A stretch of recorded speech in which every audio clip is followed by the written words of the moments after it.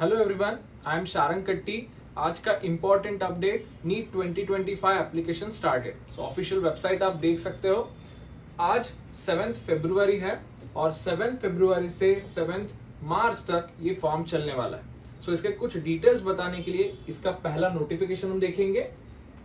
सो इस नोटिफिकेशन में सारे डिटेल्स आए हुए हैं कि कौन से कोर्स के लिए। ऑफ कोर्स हमें पता है एमबीबीएस, बीडीएस, आयुर्वेदा, होम्योपैथी, सारे कोर्सेज के लिए नीट एग्जामिनेशन इज इम्पोर्टेंट। उसके बेसिस पे ही एडमिशन होता है। तो ये सारे डिटेल्स मेंशन करने के बाद नीचे पूरे टाइमलाइंस दिए गए हैं। प्रीवियस नोटिफिकेशन के हिसाब से 2 बजे से 5 बजे तक 3 घंटे का ये पेपर होने वाला है।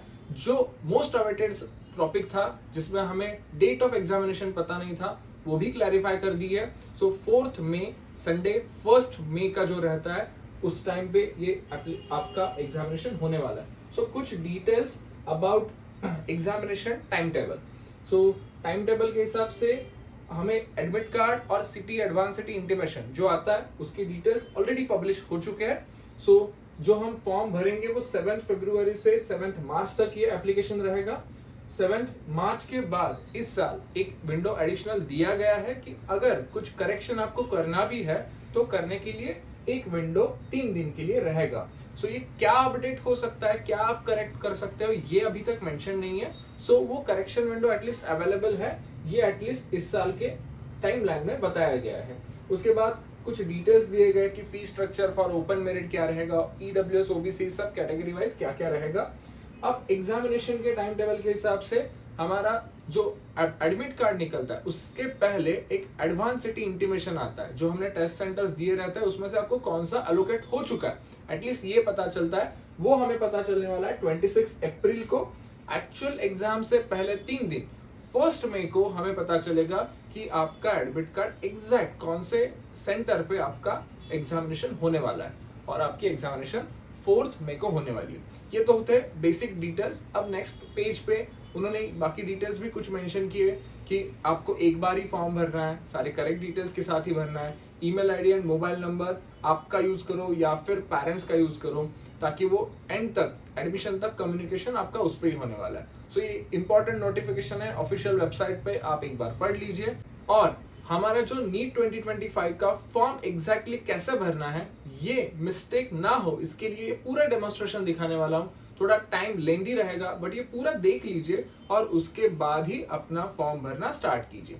इसमें सभी डॉक्यूमेंट से लेके क्या क्या डिटेल्स कहाँ पे फिलअप करने हैं, कुछ चेंजेस जैसे कि अपार आईडी का बहुत टेंशन था, आधार वेरिफिकेशन का जो टेंशन था वो कैसे रिजॉल्व आपका होने वाला है, ये सारे डिटेल्स आपको इसमें बताने वाला हूँ। So watch till and.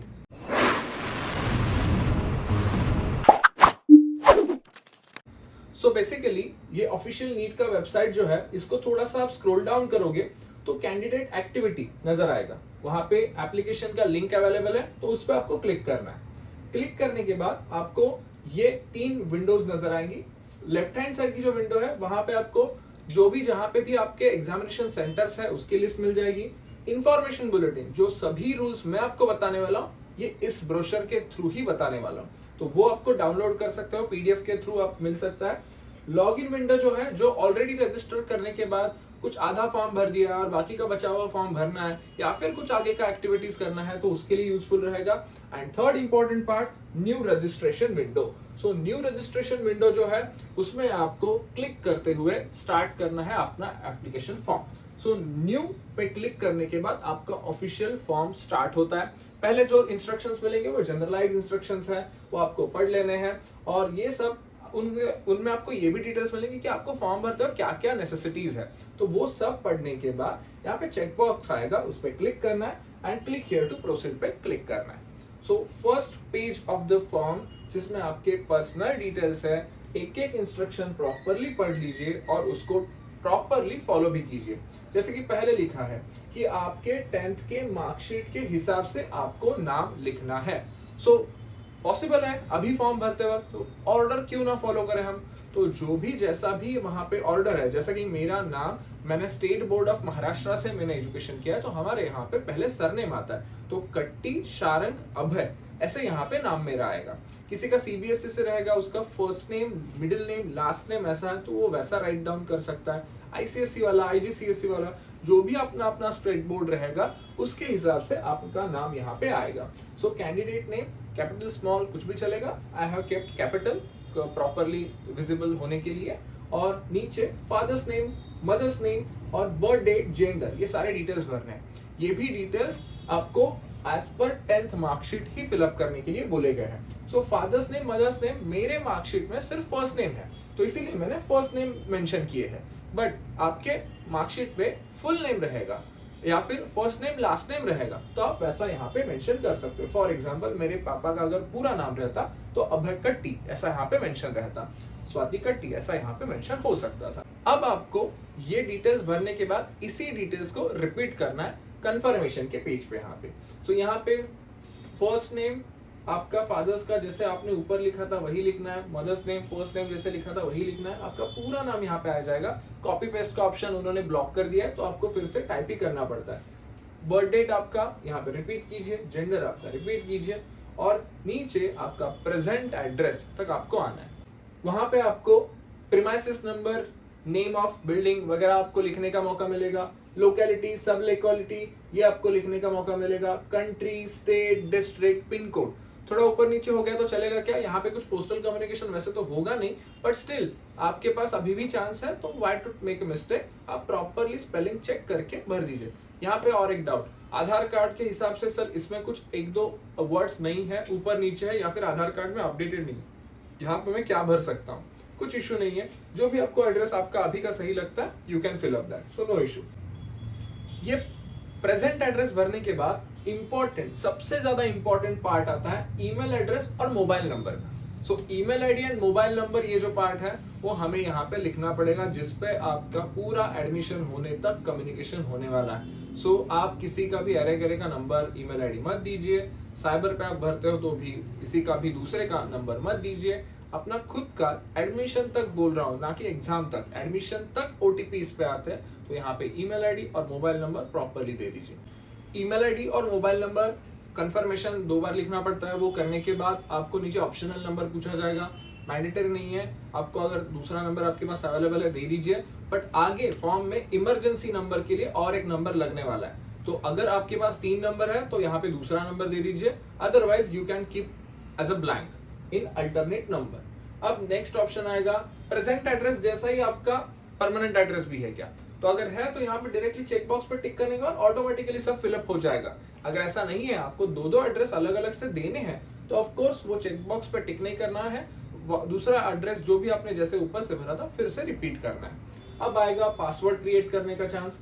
Password, confirm password, sample के पासवर्ड बताता हूँ, NEET@2025, जिसमें N कैपिटल रखूंगा, EET स्मॉल रखूंगा, @2025। उनका कंपल्शन क्या है, एक कैपिटल लेटर मिनिमम होना चाहिए, एक स्मॉल लेटर मिनिमम होना चाहिए, एटलीस्ट एक स्पेशल कैरेक्टर लाइक @ होना चाहिए और एक तो नंबर होना चाहिए, एंड एडिशनली 8 डिजिटेड टोटल वो पासवर्ड बनना ही चाहिए और मैक्सिमम 13 डिजिटेड ही बनना चाहिए। तो ये NEET@2025 बैठ रहा है, आपका नाम, आपका सरनेम, आपका बर्थ डेट, बर्थ ईयर, कुछ ऐसा मिक्स करके आप यूनिक पासवर्ड आपका बना दीजिए, 2 बार लिखना पड़ेगा। उसके बाद सिक्योरिटी क्वेश्चन, अगर आप पासवर्ड भूल भी गए तो हाउ टू रिट्राइव, तो उसके लिए कुछ क्वेश्चंस दिए गए हैं, वो आप मेंशन कर दीजिए अपने पास, जो आप अगर पासवर्ड भी भूल जाते हो तो इस क्वेश्चन के साथ you can automatically find out your password. So एक एग्जांपल, आपका बर्थ प्लेस ऑफ कोर्स आपको पता रहता है तो आप मेंशन करो, ये नीचे कैपिटल स्मॉल लेटर्स में आपका जो भी बर्थ प्लेस है वो मेंशन करो। कलर है, व्हीकल नंबर है, 2-4 क्वेश्चंस है, जो आपको चाहिए वो ले सकते हो और उसका आंसर आप अपने डायरी में नोट करके रखो। नीचे कैप्चा है, कैप्चा हमेशा चेंज होता रहेगा, तो जो सामने आपके कैप्चा आएगा वो आप कैप्चा डालोगे और नीचे सबमिट बटन पे क्लिक करोगे, तो ये फर्स्ट इंपॉर्टेंट स्टेप आपका कंप्लीट हो जाएगा।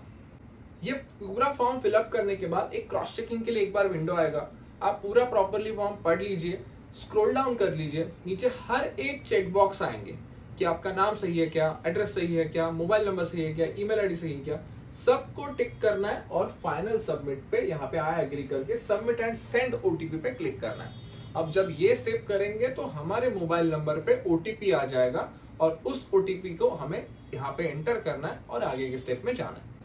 सो ओटीपी एंटर करने के बाद हमारा एक्चुअली एप्लीकेशन नंबर जनरेट हो जाएगा, जो कि एप्लीकेशन नंबर आपको ईमेल आईडी पे भी मिलेगा, मोबाइल पे भी आएगा, स्क्रीन के सामने भी आपको दिखेगा, नोट डाउन करके रखना है और आगे का फॉर्म कंटिन्यू रखना है। अब ये सारे स्टेप्स है जो हमें कंप्लीट करने हैं। दिखने के लिए तो 10 स्टेप बहुत ज्यादा लगेंगे, बट छोटे छोटे स्टेप्स है, वन बाय वन हम यहाँ पे कंप्लीट करेंगे।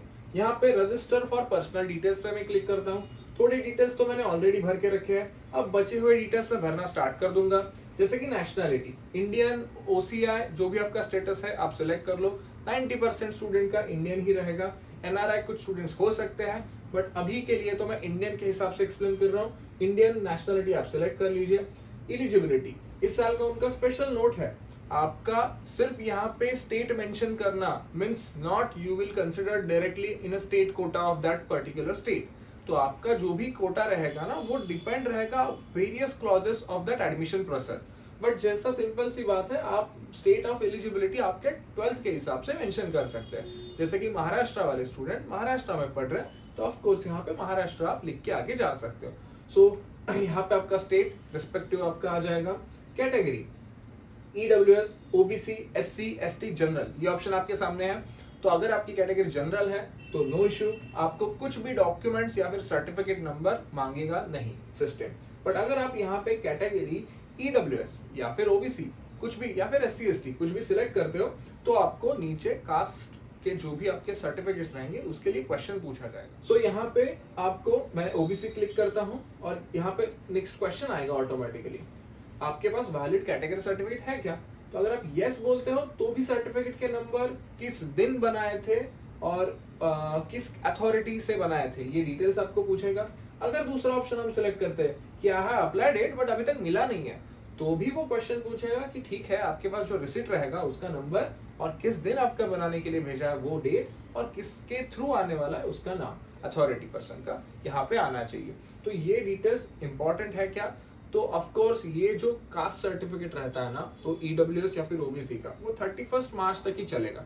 मोस्टली एससी एसटी वाले स्टूडेंट के पास तो वो रहता ही है, तो उनके नंबर डायरेक्टली हो जाएंगे क्योंकि उनके लिए स्टेट सेंट्रल कुछ अलग अलग बात नहीं है। बट ओबीसी ईडब्ल्यूएस वालों के लिए वो हर साल बनता है सेंट्रल लेवल का सर्टिफिकेट, जिसको हम ओबीसी एनसीएल बोलते हैं या फिर ईडब्ल्यूएस का सेंट्रल सर्टिफिकेट बोलते हैं। तो उसके नंबर्स अभी तक अवेलेबल है तो वो भर दीजिए डायरेक्टली।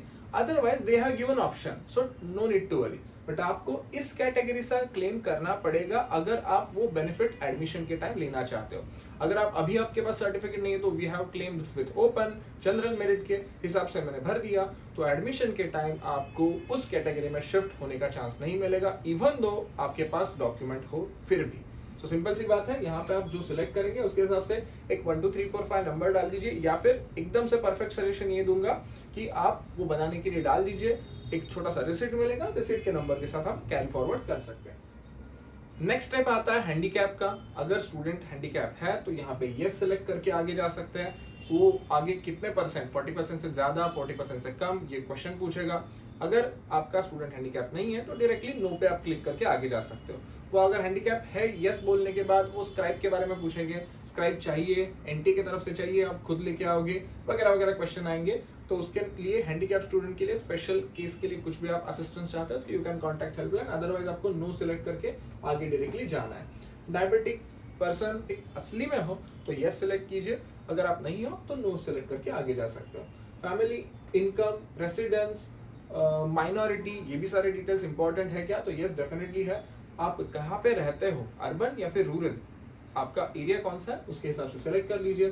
फैमिली इनकम कुछ ऊपर नीचे हो गया, सर एग्जैक्ट नहीं पता था तब मैंने 4 लाख भर दिया, अब 8 लाख से ज्यादा निकल गया, नो इश्यू। आपका टेंटेटिव रेंज चाहिए, इस पे ऊपर आपका फॉर्म डिपेंड नहीं करता है। सो आप जो भी आपको चाहिए उसमें से एक ऑप्शन सेलेक्ट कर लीजिए। माइनॉरिटी, ये इंपॉर्टेंट किसके लिए है? जो जैन स्टूडेंट है, मुस्लिम स्टूडेंट है, वो भूल जाते हैं बेसिकली माइनॉरिटी का स्टेटस। सो उनके लिए अगर हम यस बोलेंगे तो ऑटोमेटिकली ऑप्शंस आते हैं। कुछ स्टेट्स में कुछ ऑप्शंस बुद्धिस्ट के लिए, जैन के लिए रिजर्व है। सो अगर वो लास्ट में आपको चाहिए तो अभी भरना इज इम्पॉर्टेंट। सो मैं सजेस्ट करूंगा कि आपका अगर ऐसा रहेगा तो एक एग्जांपल के लिए मैं यहाँ पे जैन क्लिक करके रख रहा हूँ तो ऑप्शन आ जाएगा आपको। आपको नहीं है माइनॉरिटी तो नो क्लिक कर दीजिए। मोस्टली हिंदूज, आपके पास कौन सा भी ऐसा ऑप्शन नहीं आएगा। सो आपका कंट्री ऑफ रेसिडेंस इंडिया आपका आ जाएगा, किसी का दूसरा कंट्री है तो वो आप मेंशन कर सकते हो। ये क्वेश्चन जो है वो जो लोग बुरखा, पगड़ी, ऐसा कुछ कस्टमरी ड्रेस पहनना चाहते हैं उनके लिए है। So it is not a mandatory कि आप पहनते हो मतलब यहाँ पे वैसे ही जाना पड़ेगा। अगर आपको एग्जामिनेशन के वक्त उस स्पेसिफिक ड्रेस अटायर में जाना है जो कि नीट के ड्रेस कोड के हिसाब से अलाउड नहीं है, मतलब कॉपी वगैरह हो सकती है, इसके लिए वो प्रिकॉशनरी है। सो ऐसे केस में आपको यहाँ पे यस क्लिक करना पड़ेगा। यहाँ पे क्या पूछा है, intent to wear customary dress. So आपके जो नीट के क्लॉजेस है उसके अगेंस्ट जाने वाला ड्रेस कोड पहनना आप चाहते हो क्या, तो यस पे आपको यहाँ पे क्लिक करना पड़ेगा। डॉक्यूमेंट्स कुछ नहीं अपलोड करने पड़ते, बट 1 घंटा पहले जाना पड़ता है एग्जाम के लिए, ताकि वो वहाँ पे आपका प्रॉपरली चेकिंग कर सके और आपको अलाउ कर सके एग्जाम के लिए। तो यहाँ पे मैं नो सेलेक्ट कर रहा हूँ। Mode of preparation, self study लिखो, कोचिंग लिखो, ऑनलाइन लिखो, कुछ फर्क नहीं है। इट इज अ जस्ट उनके पास एक डेटा चाहिए कि वो कैसे कितने लोग पढ़ रहे हैं, उनके पास डेटा कलेक्शन चाहिए, इसलिए ये ऑप्शन उन्होंने रखा है। एंड एवरी ईयर दे, मतलब कहाँ से कौन सा स्टूडेंट परफेक्ट भर रहा है मुझे पता नहीं, but they take the data. So यहाँ पे आप कुछ भी सिलेक्ट कर लो, नो इशू। यहाँ पे सेल्फ स्टडी क्लिक करके मैं आगे जा रहा हूँ। सेल्फ स्टडी क्लिक करोगे तो पेपर इजी नहीं आता, बहुत सारे लोगों ने सेल्फ स्टडी क्लिक किया तो पेपर इजी नहीं बनेगा। तो नीचे कैप्चा आएगा और सेव एंड नेक्स्ट पे आप क्लिक करेंगे। हम नेक्स्ट स्टेप पे पहुंच गए। इंपॉर्टेंट स्टेप है आइडेंटिफिकेशन। सो आइडेंटिटी आपकी यहाँ पे ऑप्शंस दिए गए हैं, तो उसमें से एक आपको सिलेक्ट करना है और वहाँ पे वेरीफाई हो जाएगा। सो यहाँ पे आइडेंटिटीज में Aadhaar card, DigiLocker, passport, PAN card, driving licence, ration card, बहुत सारे ऑप्शन दिए। लास्ट में एक लिखा गया है कि कौन से स्टेट ने अगर कुछ प्रॉपर इशू किया हुआ कुछ सर्टिफिकेट ऑथेंटिक रहेगा, you can use that also. So almost सभी ऑप्शन दिए गए। मेरे हिसाब से Aadhaar card is very important. So Aadhaar card को आपको क्लिक करना है और उसके हिसाब से मैं थोड़ा आगे का प्रोसेस बताता हूँ। आधार कार्ड क्लिक करने के बाद मेरे बेसिक डिटेल्स तो आ गए। अब मेरा यहाँ पे प्रॉब्लम होने वाला है। प्रॉब्लम क्या होगा, मैं यहाँ पे अब जब क्लिक करूंगा तब उसके बाद मेरा आधार कार्ड 2 बार नंबर पूछ लेगा। मेरे आधार कार्ड पे नाम है मेरा first name, middle name, surname, मतलब शारंग अभय कट्टी ऐसा है, तो वेरीफाई नहीं हो पाएगा। बट नॉर्मली अगर किसी का ऑलरेडी आधार पे भी सेम है और 10th के मार्कशीट भी सेम है, तो यहाँ पे 2 बार आधार नंबर डालने के बाद सिस्टम को ऑटोमेटिकली पता चल जाता है। सिस्टम आधार कार्ड का डेटा और वो मैच कर लेता है और नेक्स्ट पेज पे कैरी फॉरवर्ड करता है।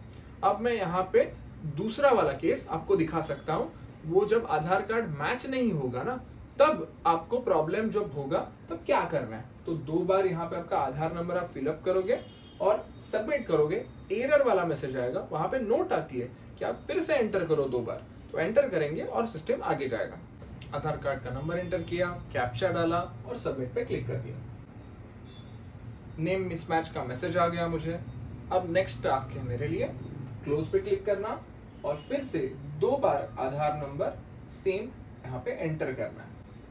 यहाँ पे मैं आधार नंबर एंटर करूंगा और कैंडिडेट का जो नेम एज पर आधार है वो भी एंटर कर लूंगा। कैप्चा डालना पड़ेगा और सबमिट पे क्लिक करना पड़ेगा। सो इस प्रकार से हमारा आधार ऑथेंटिफाई हो जाने के बाद नेक्स्ट आता है अपार आईडी। सिंपल सी बात है, कंपल्शन नहीं था, मैंने बताया था वैसे ही। डू यू हैव अपार आईडी? अगर है तो यस क्लिक करने के बाद अपार आईडी के डिटेल भरने पड़ेंगे।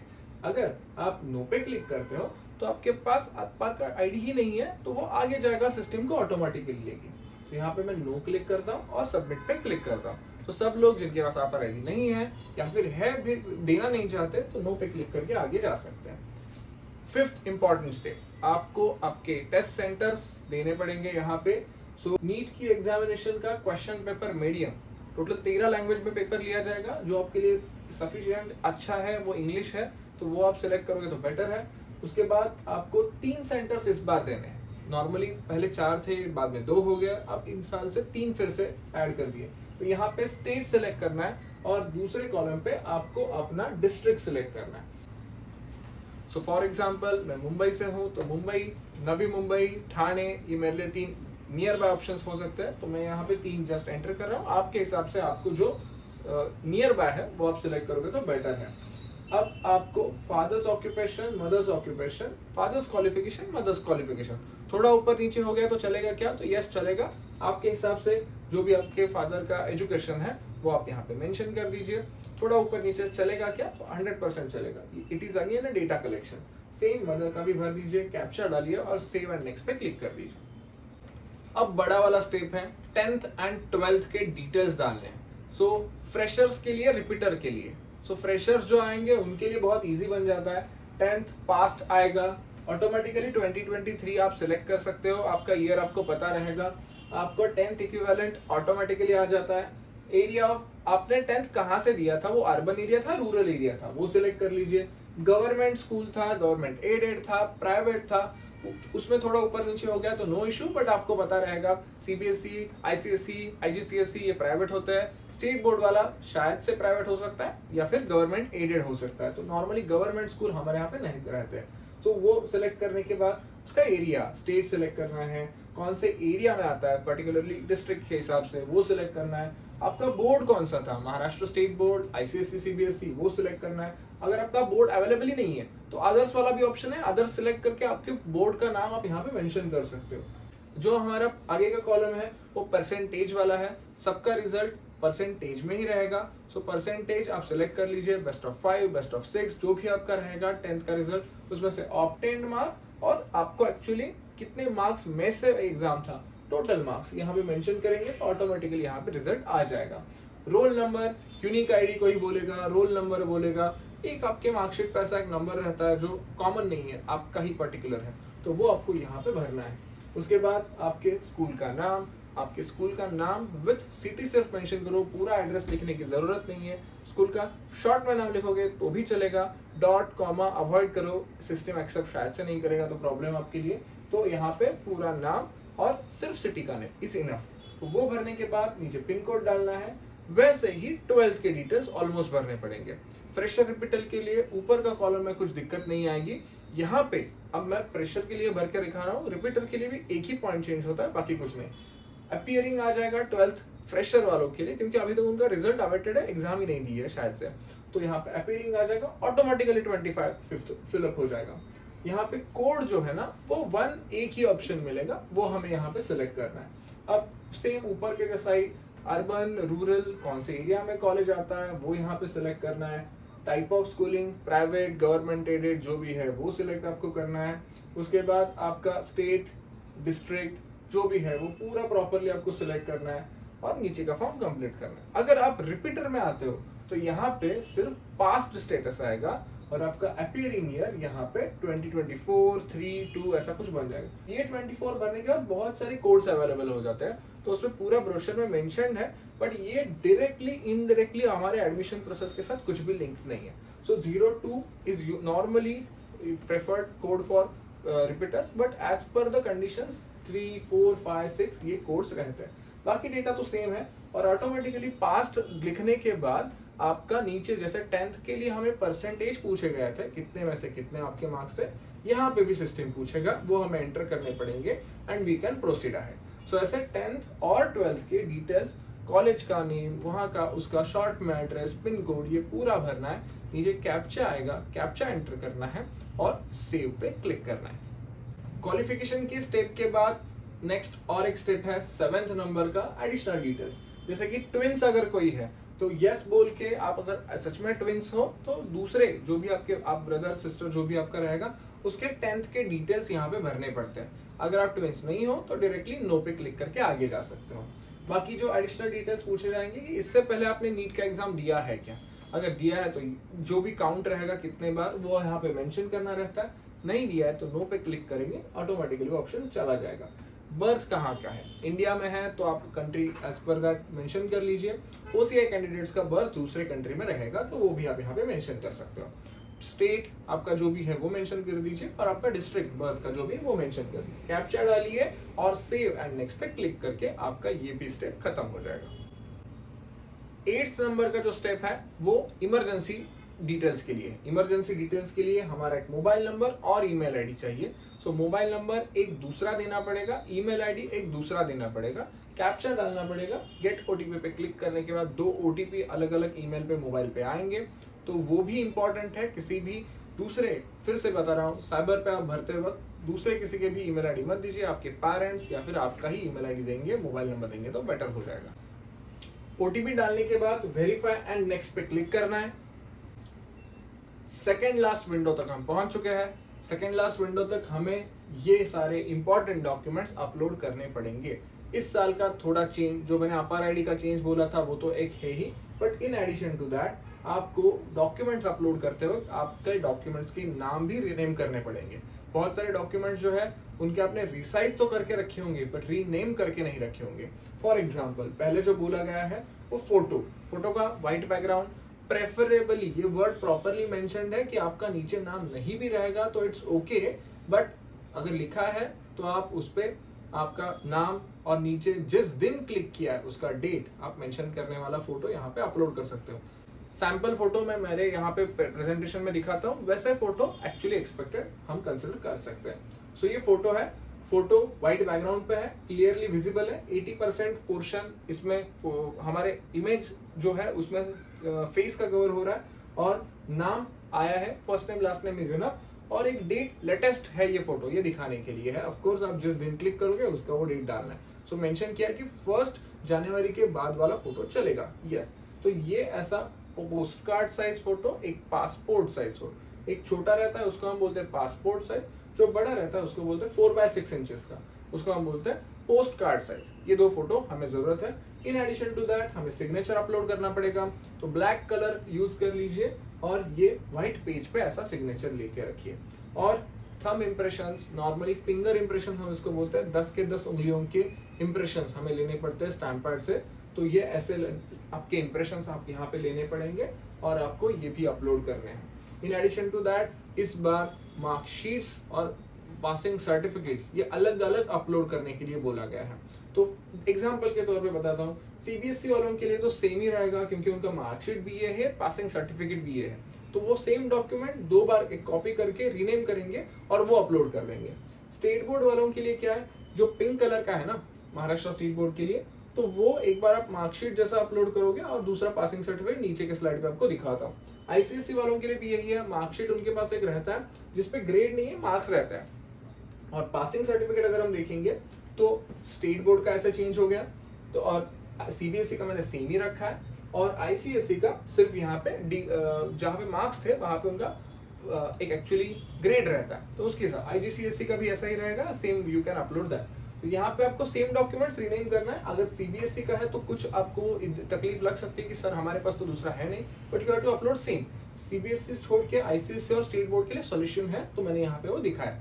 सो ये डॉक्यूमेंट्स हमें अपलोड करने पड़ने वाले हैं। इन एडिशन टू दैट अगर आपका ओबीसी, ईडब्ल्यूएस, एससी, एसटी कुछ है तो आपके पास ऐसा फॉर्म नंबर 9 होगा, वो कंपल्शन नहीं है, वो अपलोड करना ही है, ऐसा कहाँ पे बोला गया नहीं है। तो आपके पास है तो यू कैन अपलोड, अगर नहीं है तो डोंट वरी, वो हम ब्लैंक रख सकते हैं। किसी का हैंडीकैप आपने यस बोला है तो हैंडीकैप वाला विंडो वहां पे आएगा, वो भी हमें अपलोड करना इज अ मैंडेटरी।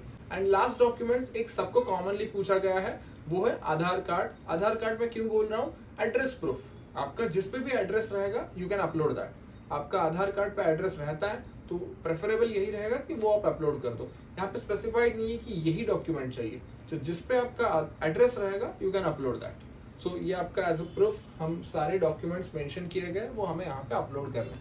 हम बैक टू हमारे एक्चुअल फॉर्म में जाते हैं, तो ये सारे डॉक्यूमेंट्स हम यहाँ पे कैसे रिनेम करने हैं। तो मेरा फॉर्म स्टार्ट हुआ था मेरे सरनेम से, तो के ए स्टार्ट कट्टी से के ए इनिशियल्स बनते हैं, तो फॉर्म का फोटो जो है वो सेव करते वक्त KA_फोटो ऐसे सेव करना है और वही अपलोड होगा अगर वो 10 to 200 KB के बीच में रहेगा। सेम थिंग हमारे फिंगर इंप्रेशन के लिए KA_फिंगरप्रिंट ऐसे जाएगा। सिग्नेचर KA_सिग्नेचर, साइन भी नहीं चलेगा, सिग्नेचर ही करना पड़ेगा। पोस्ट कार्ड साइज फोटो KA_फोटो दोनों सॉफ्ट कॉपी में सेम ही रहता है, बट फिर भी वो जो फोटो रहेगा वो आपको रीनेम करना पड़ेगा और यहाँ पे वो अपलोड हो पाएगा।